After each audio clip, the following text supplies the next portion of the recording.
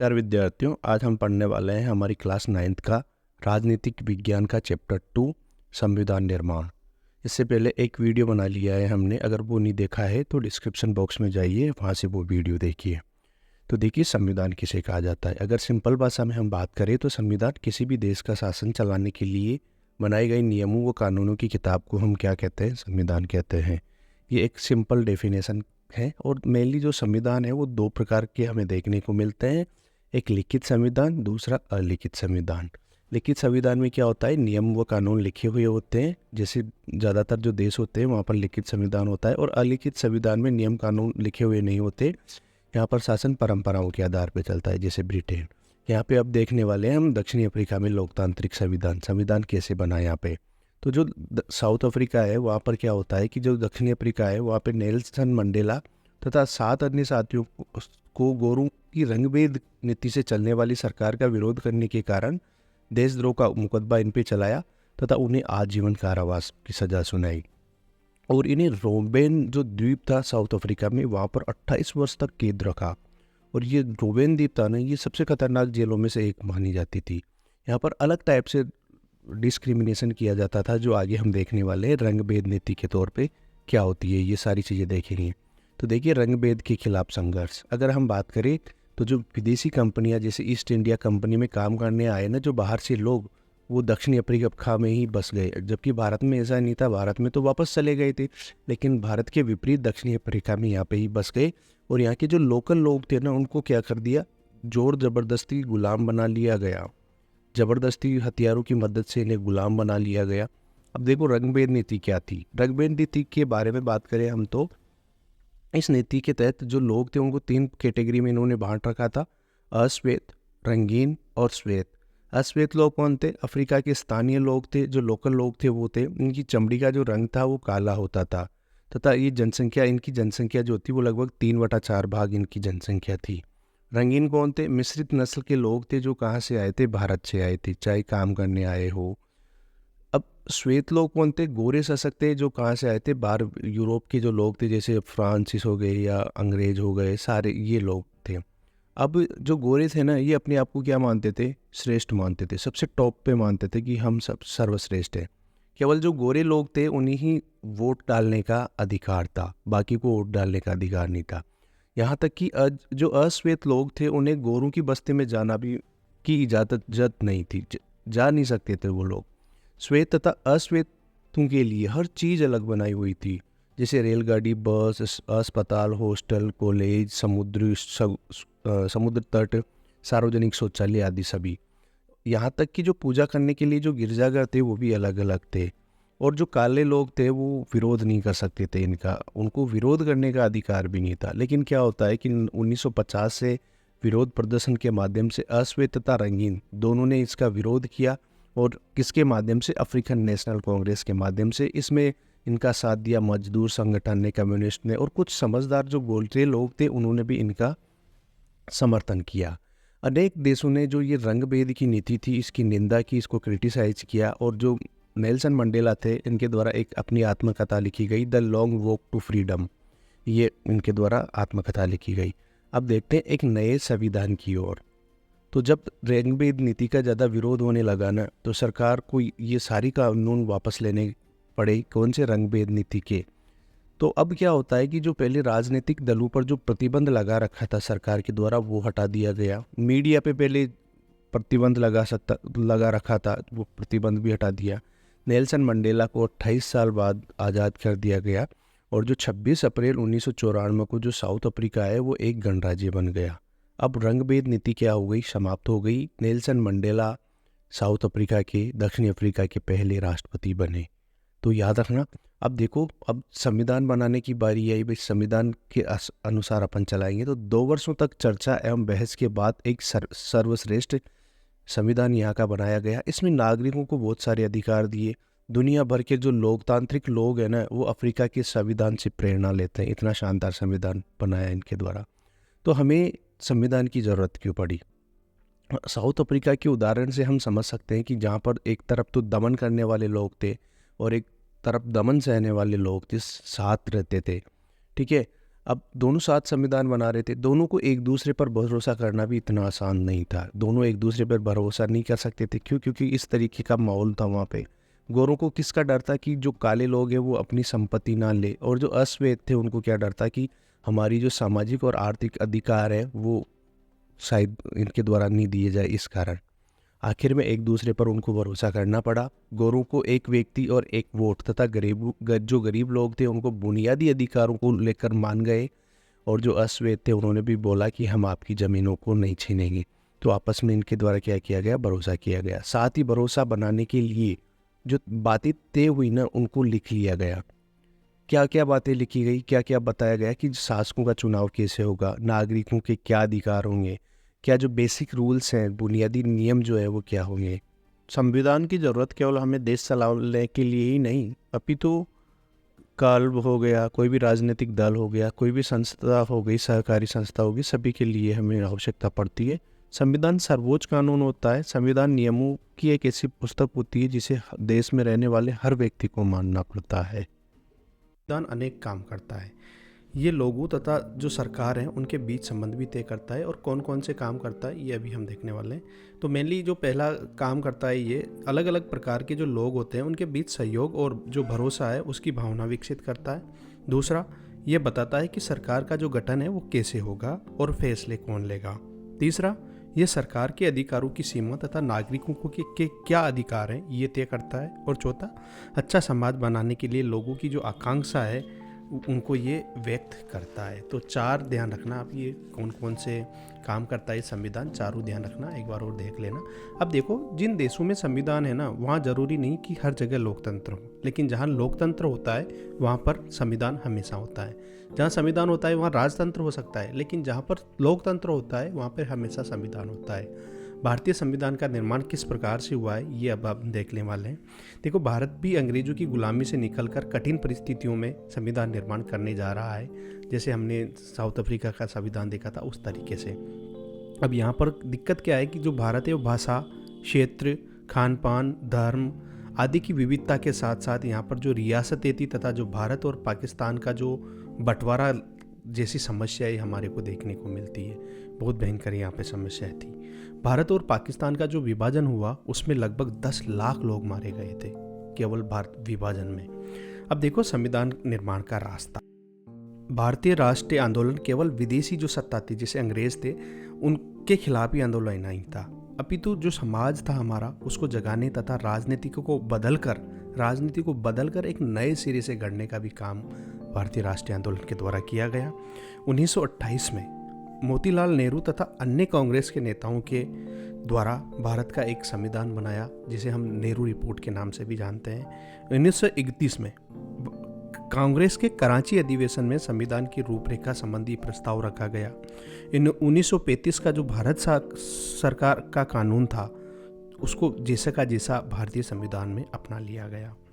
फ्रांसीसी क्रांति के आदर्श, ब्रिटेन से संसदीय लोकतंत्र तथा अमेरिका से अधिकारों की सूची, संविधान निर्माताओं इनसे बहुत ही ज़्यादा प्रभावित थे।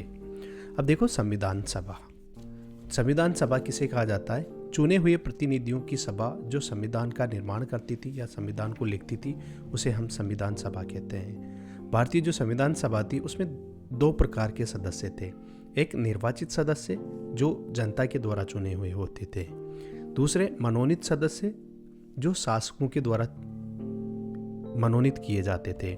जैसे कोई भी जो राजा था, देशी रियासतों के राजा थे, उनके द्वारा ये मनोनीत किए जाते थे।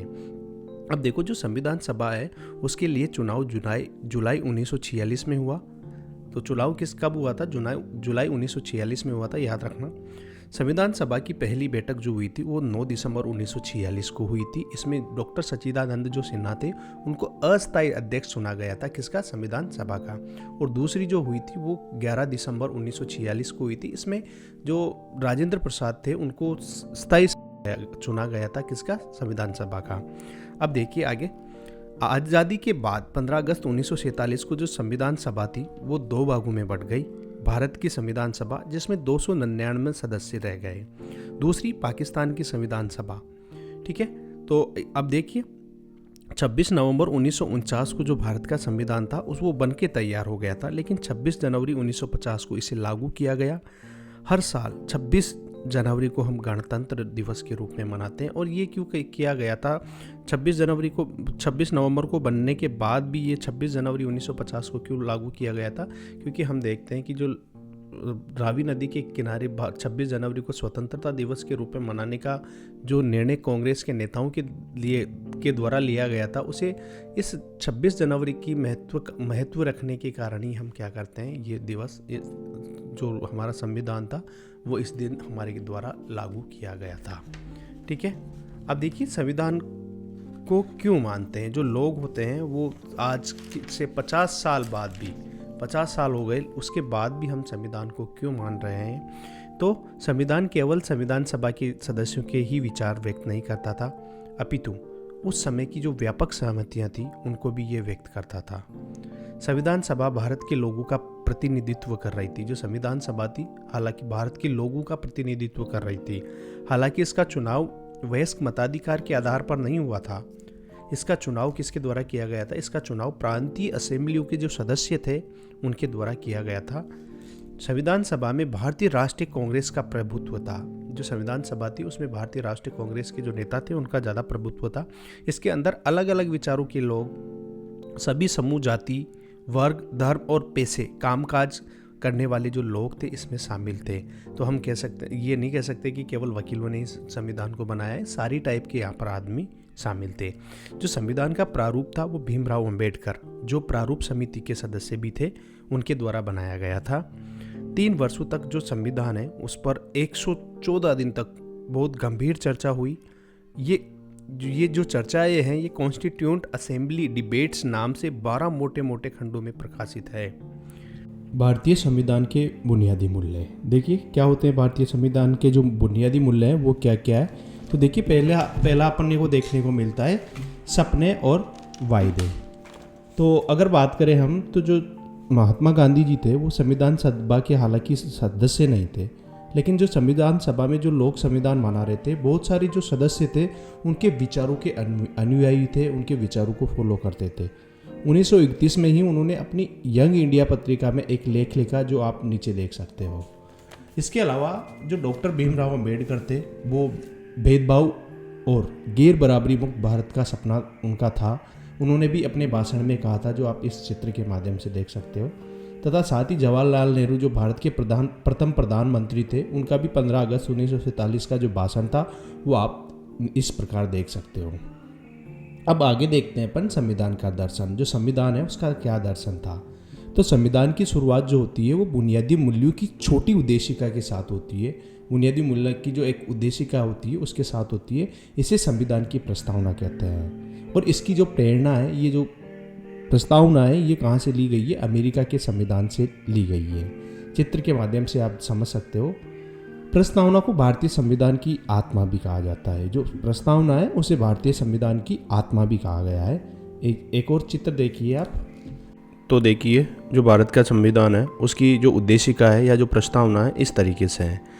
इसमें सबसे पहला जो स्टार्ट होता है, भारत की जो प्रस्तावना स्टार्ट होती है वो होती है, हम भारत के लोग भारत को एक संपूर्ण प्रभुत्व संपन्न समाजवादी पंथ निरपेक्ष लोकतंत्रात्मक गणराज्य बनाने के लिए तथा उसके समस्त नागरिकों को सामाजिक, आर्थिक और राजनीतिक न्याय, विचार, अभिव्यक्ति, विश्वास, धर्म और उपासना की स्वतंत्रता, प्रतिष्ठा और अवसर की क्षमता प्राप्त कराने के लिए तथा उन सब में व्यक्ति की गरिमा और राष्ट्र की एकता और अखंडता सुनिश्चित करने वाली बंधुता बढ़ाने के लिए दृढ़ संकल्पित होकर अपनी इस संविधान सभा में आज तारीख 26 नवंबर 1949 ईस्वी मिति मार्गशीर्ष शुक्ल सप्तमी संवत 2006 विक्रमी को एतत् द्वारा इस संविधान को अंगीकृत, अधिनियमित और आत्मार्पित करते हैं। देखो अब इसमें जो हम भारत के लोग से मतलब क्या है?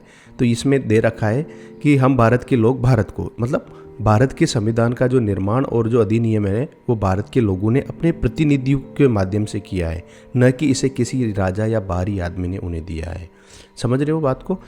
कि भारत के खुद जो लोग हैं उन्होंने इसे बनाया है, किसी बाहरी लोगों ने या जो राजा है उसने इस संविधान को नहीं बनाया है। दूसरा, प्रभुत्व संपन्न से क्या मतलब है? प्रभुत्व संपन्न से मतलब है कि जो लोगों को अपने से जुड़े हर मामले में फैसला करने का सर्वोच्च अधिकार है। कोई भी बाहरी शक्ति भारत की सरकार को आदेश नहीं दे सकती। मतलब भारत जो है उसको अपने आंतरिक और जो बाह्य निर्णय लेने की पूर्ण स्वतंत्रता है। बाहरी कोई व्यक्ति उससे आदेश नहीं दे सकता। पंथ निरपेक्ष मतलब भारत है वो किसी भी धर्म को नहीं मानता है, मतलब सभी धर्मों को समान महत्व देता है। ठीक है। गणराज्य मतलब यहाँ का जो शासनाध्यक्ष है, शासन का प्रमुख जो राष्ट्रपति है, वो क्या होगा, निर्वाचित होगा, लोगों के द्वारा चुना जाएगा, न कि क्या होगा, वंशानुगत होगा। वंशानुगत मतलब पहले जो राजा का बेटा राजा होता था वैसा नहीं होने वाला है अब। इसके अलावा समता मतलब कानून के समक्ष सभी जो लोग हैं वो समान है। समता मतलब कानून के समक्ष जो सभी लोग हैं वो समान है, चाहे गरीब हो अमीर हो कोई भी हो। बंधुता मतलब ऐसा आचरण करे कि हम एक परिवार के सदस्य हो, कोई भी नागरिक किसी दूसरे नागरिक को अपने से कमतर ना माने। स्वतंत्रता मतलब जो यहाँ पर बहुत सारी तरीके की आपको स्वतंत्रता दे रखी है। न्याय में क्या होगा, नागरिकों के साथ उनकी जाति धर्म और लिंग के आधार पर कोई भेदभाव नहीं किया जाएगा। लोकतंत्रात्मक मतलब यहाँ पर लोकतंत्रात्मक सरकार का चुनाव किया गया है। इसमें सरकार क्या करती है, सभी को समान राजनीतिक अधिकार, वोट देने का अधिकार दिया गया है सभी को। शासक अपने जो लोग हैं अपने शासक चुन सकते हैं। साथ ही कुछ जो बुनियादी मूल्य है वो उनके अनुसार ही सरकार चलती है। तो ये हमारी जो, इसके अलावा एक और है समाजवादी क्या है, इसमें देखो समाजवादी में क्या होता है कि जो उत्पादन के जो साधन होते हैं ना उन पर सरकार का अधिकार होता है, ताकि जो कमज़ोर वर्ग के जो लोग हैं उनको अच्छी सुविधाएं दे सके। तो ये हमारा जो संविधान है उसका। अब इसमें क्या होता है कि जो 3 वर्ड है, कौन कौन से वर्ड, एक तो पंथ निरपेक्ष हो गया, ये कब जोड़ा गया, ये बाद में जोड़ा गया था। कब जोड़ा गया था, ये देखिए, समाजवादी पंथ निरपेक्ष को 42वें संविधान संशोधन 1976 द्वारा संविधान की उद्देशिका में जोड़े गए थे। ठीक है। अब देखिए संस्था का स्वरूप, संस्थाओं का स्वरूप कैसा है। जो संविधान है उसमें संस्थाएं जो होती है उनका स्वरूप कैसा है। संविधान में केवल मूल्य और दर्शन ही नहीं अपितु इसे संस्थागत रूप भी देने की कोशिश की है। अधिकतर इन संस्थाओं के बारे में संविधान में लिखा हुआ है। ज़्यादातर जो संस्था है उनके बारे में संविधान में लिखा हुआ है। साथ ही समय के साथ इनमें बदलाव के लिए संविधान संशोधन का भी प्रावधान रखा गया है। देखिए बहुत सी बार क्या होता है कि जो कानून बनाया जाता है वो उस समय स्थिति के अनुसार होता है, लेकिन जैसे जैसे समय बदलता जाता है ना वैसे वैसे उन कानूनों में भी क्या लाना पड़ता है, हमारे को संशोधन करना होता है। इसके लिए संविधान संशोधन नाम से एक का प्रावधान रखा गया है। भारतीय संविधान ये बताता है कि शासक कौन होंगे, उनका चुनाव कौन करेगा, सरकार की सीमाएं क्या होगी, ये सभी चीज़ें भारतीय संविधान में हमें देखने को। तो देखिए अब कुछ महत्वपूर्ण नेताओं के नाम हम देखने वाले हैं, उनके बारे में जानने वाले हैं जिन्होंने संविधान सभा में बहुत ही महत्वपूर्ण योगदान दिया है। तो सबसे पहले हम देखते हैं एच.सी. मुखर्जी। इनका जो जन्म था वो बंगाल में हुआ था। संविधान सभा के ये उपाध्यक्ष थे तथा प्रसिद्ध लेखक और शिक्षाविद थे, कांग्रेसी नेता थे, ऑल इंडिया क्रिश्चियन काउंसिल और बंगाल विधानसभा के सदस्य थे। बाद में जो बंगाल है उनके वहाँ के राज्यपाल भी ये रहे थे। इसके अलावा जो जयपाल सिंह जी थे, उनका जन्म झारखंड में हुआ था। ये खिलाड़ी और शिक्षाविद थे, भारतीय हॉकी टीम के पहले कप्तान थे। ठीक है, याद रखना है ये सारी चीज़ें। आदिवासी महासभा के संस्थापक अध्यक्ष थे, बाद में झारखंड पार्टी के संस्थापक बने ये।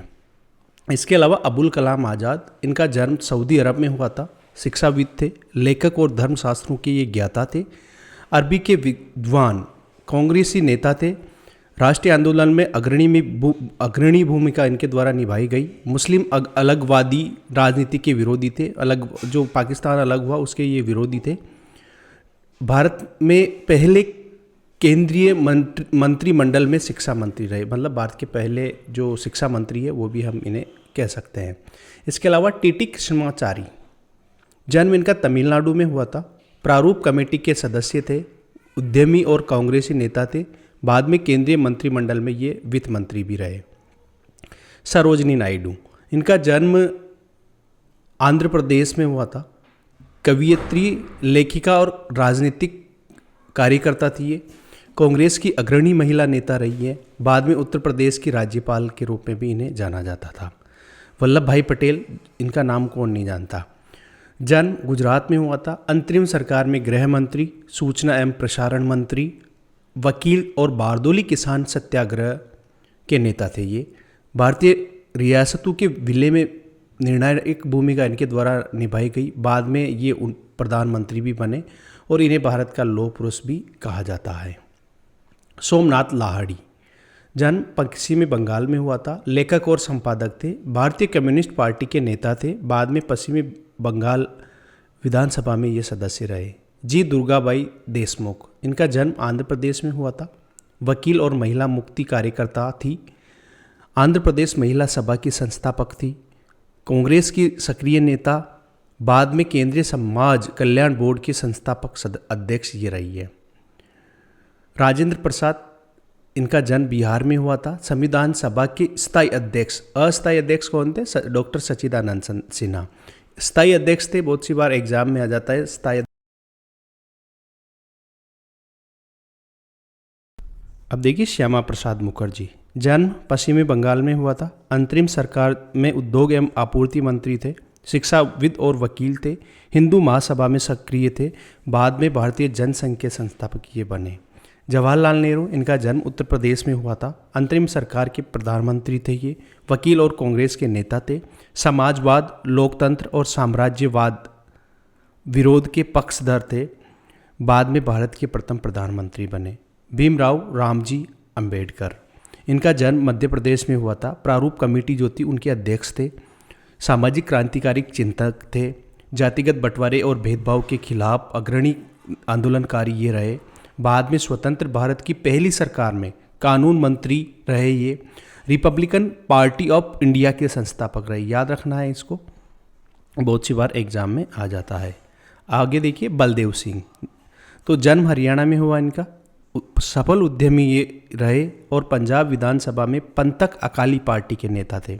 संविधान सभा में कांग्रेस द्वारा इनको मनोनीत किया गया। बाद में केंद्रीय मंत्रिमंडल में रक्षा मंत्री ये रहे। अब इसके बाद देखिए के एम मुंशी, इनका जन्म गुजरात में हुआ। वकील थे, इतिहासकार और भाषाविद थे ये। कांग्रेसी नेता थे और गांधीवादी भी थे। बाद में केंद्रीय मंत्रिमंडल में मंत्री रहे। स्वतंत्र पार्टी के ये संस्थापक थे। तो ये सारी चीज़ें एक बार देख लेना, बहुत ही महत्वपूर्ण है। ये यहाँ से क्वेश्चन आ जाते हैं बहुत सी बार। तो ये हमारा चैप्टर था। आई थिंक आपको चैप्टर अच्छा लगा। अगर चैप्टर अच्छा लगा तो लाइक, शेयर और सब्सक्राइब जरूर करें।